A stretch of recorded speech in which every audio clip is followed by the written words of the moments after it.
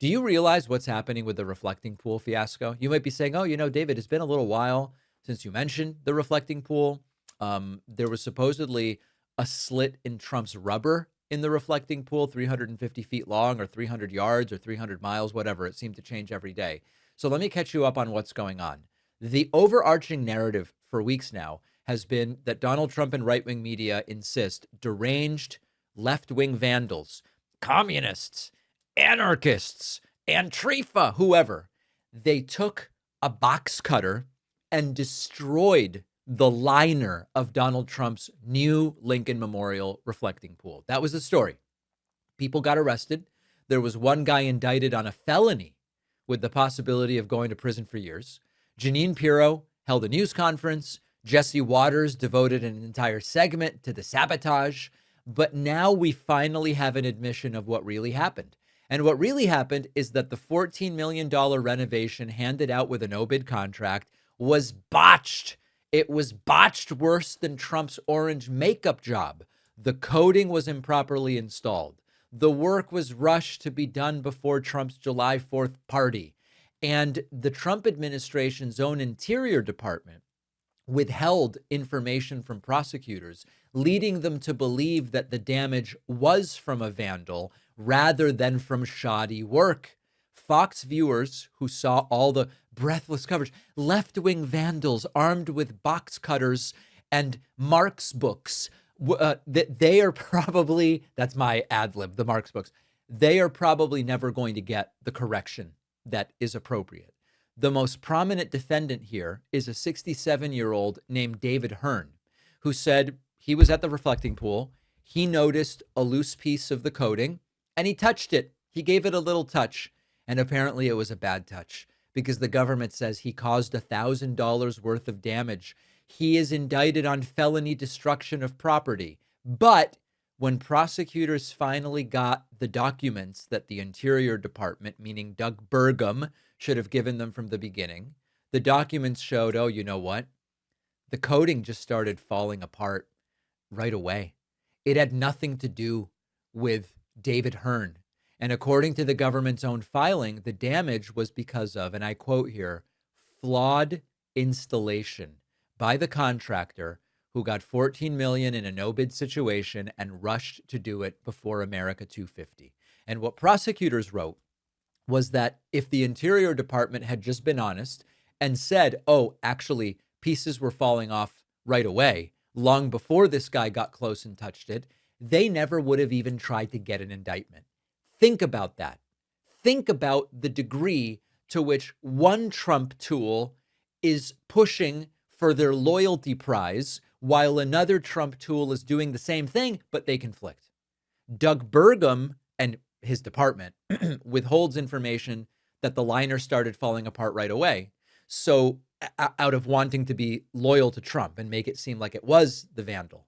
Jeanine Pirro then goes and says, let's indict this guy because we don't have that information from the Department of the Interior. And then it all implodes. Now, Donald Trump may have fired Jeanine Pirro. We don't really know. She was seen yesterday leaving the White House, dragging what looks to be a couple boxes of files behind her, maybe some of her personal belongings. There is speculation that she has been fired as of this exact moment. It hasn't been announced, but maybe it will be soon. So the federal government knew that they did a $14 million renovation that was failing. They initially gave prosecutors bare bones reports that didn't include key facts like it started falling away right away.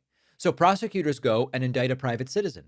They potentially place that private citizen's freedom at risk because of an explanation that Trump's own government records contradict. Now, the charges have been dropped. Prosecutors have moved to dismiss them, not only against David Hearn, but to dismiss charges against 3 other people accused of damaging the pool. And this was basically just crappy renovation work. Whoa, sorry to interrupt for 2 seconds. If you're enjoying the channel and haven't subscribed yet, great time to do it is right now. 1 click, no commitment, lets me keep doing what I'm doing. Back to the clip. Now, I think that there is one important factual correction to the framing of this story. Fox News' website reported the charges were dismissed because of contractor failures. And they even put out an opinion piece saying Pirro was right to drop the case. So It's not accurate that Fox provided no coverage of the truth, but Fox spent weeks saying the vandals, the left wingers with knives and scissors and box cutters.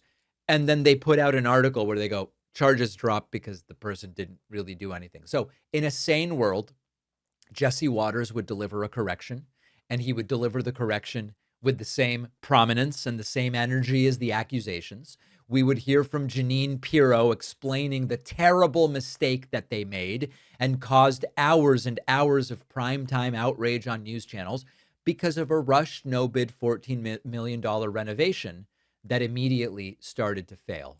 A lot of dramatic TV coverage, and then the correction is an article on the website. Trump, by the way, making it all worse, we're going to get to this later. When Trump was confronted with what Jeanine Pirro did, meaning dropping the charges because that's the right thing to do, Trump said she folded. She folded like an umbrella. She choked. And of course, we still have no video evidence suggesting Trump's story is the correct one. So the facts ultimately submit to the story Trump prefers. If you hire a bad contractor, you don't make them a player in your story. You make political saboteurs, Antifa and communists with box cutters. If the surface is peeling because your contractor sucks, you have to instead frame it as an attack on America. And you make a felon out of a 67-year-old former Olympian. It is pathetic stuff. That's the scandal.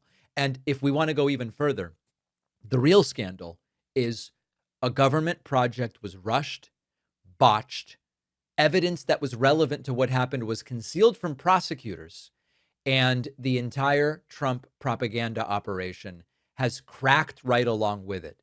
Now, Trump could never admit that, and that's why, we'll look at the video later, just hours ago, when confronted with the reality of the situation, instead of going, oh, we got the wrong guy. Oh, I guess it wasn't anybody's vandalism. Trump goes, Jeanine Pirro folded like an umbrella. And we'll get to that video a little bit later. Thanks for watching. Check out this other video. And if you like our content, make sure to subscribe so YouTube puts our videos in your feed, and subscribe to the podcast on Spotify and Apple.